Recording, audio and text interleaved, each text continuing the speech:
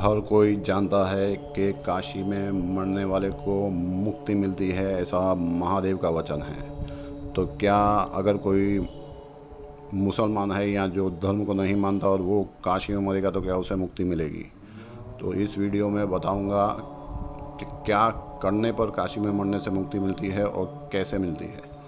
लेकिन उससे पहले हिंदू धर्म में मुख्य 3 पंथों में बटा है। शिव को मानने वाले शैव, पार्वती यानी शक्ति को मानने वाले शाक्त और विष्णु भगवान को मानने वाले वैष्णव।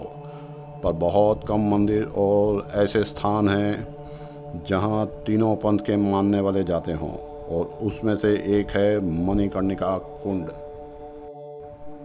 काशी में अगर कोई गया हो और मणिकर्णिका घाट ना गया हो, ऐसा नहीं हो सकता। फिर भी लोग जानकारी के अभाव में मणिकर्णिका घाट तो पहुंच जाते हैं, लेकिन मणिकर्णिका कुंड नहीं जा पाते, जिस वजह से इस घाट का नाम मणिकर्णिका पड़ा। तो पूरा इतिहास बताऊंगा मणिकर्णिका घाट का। सब जानते हैं कि काशी को महादेव ने अपने त्रिशूल पर धारण किया है और प्रलय आने पर भी काशी में कुछ नहीं होगा। पर महादेव और गंगा जी के काशी आने से पहले यहाँ इसी कुंड में 80,000 साल तक भगवान विष्णु ने तपस्या की थी। उसके बाद जो भी देवता काशी आते तो लौट कर नहीं जाते। तो यह देखने के लिए भगवान महादेव पत्नी के साथ में यहाँ पर आए और इस कुंड में उनके कुंडल गिर गए, जो कि मणि के कुंडल थे। इसीलिए इस कुंड का नाम मणिकर्णिका कुंड पड़ा। महादेव ने जब लोगों से इस कुंड के बारे में पूछा तो किसी ने कुछ नहीं बताया। तो उन्होंने वहाँ की जाति को श्राप दे दिया कि वो आजीवन चंडाल का काम करेंगे, यानी अस्थियाँ जलाने का काम करेंगे। इसीलिए इसी कुंड के पास में मणिकर्णिका घाट है, जहाँ पर 24 घंटे अर्थियाँ जलती रहती हैं। जिनको श्राप मिला था, आज भी डोम जाति के लोग वहाँ पर अस्थियाँ जलाते हैं। ऐसा कहा जाता है कि महादेव हर दोपहर को इसी कुंड में स्नान करने के लिए आते हैं। इस कुंड को मणिकर्णिका कुंड और पुष्करणी भी कहते हैं, जो कि पुण्य कमाने का कुंड है। और ऐसा माना जाता है कि इस कुंड में स्नान किए बिना काशी की यात्रा अधूरी रहती है।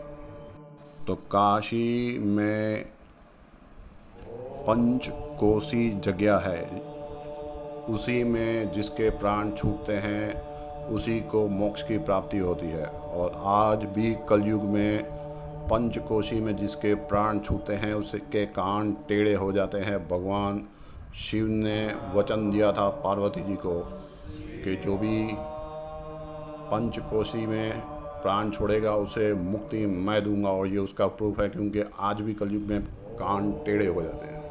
कहा जाता है कि काशिया मन्यान मुक्ति, मोक्ष चाहिए तो मरना तो पड़ेगा, लेकिन इंसान मरना ही नहीं चाहता। लेकिन यही एक स्थान है जहां मरने के लिए भी लाइन लगती है। अगर किसी को मालूम पड़ जाए कि उसका अंतिम समय नज़दीक है तो लोग काशी में आकर रहना शुरू कर देते हैं 2-4 महीने पहले से ही। अगर किसी की किडनी, लीवर, हार्ट ख़राब है, कैंसर है, तो उसे मालूम पड़ जाए तो 2 महीने पहले ही लोग यहाँ पर आकर रहना शुरू कर देते हैं, ताकि उनका अंतिम संस्कार मणिकर्णिका घाट पर हो सके और वो मुक्ति को और मोक्ष को प्राप्त कर सकें। काशी में आकर लोगों का मौत से डर ख़त्म हो जाता है और मुर्दे की भस्म से लोग यहाँ पर होली खेलते हैं और त्योहार मनाया जाता है मुर्दे की भस्म को अपने ऊपर लगाकर।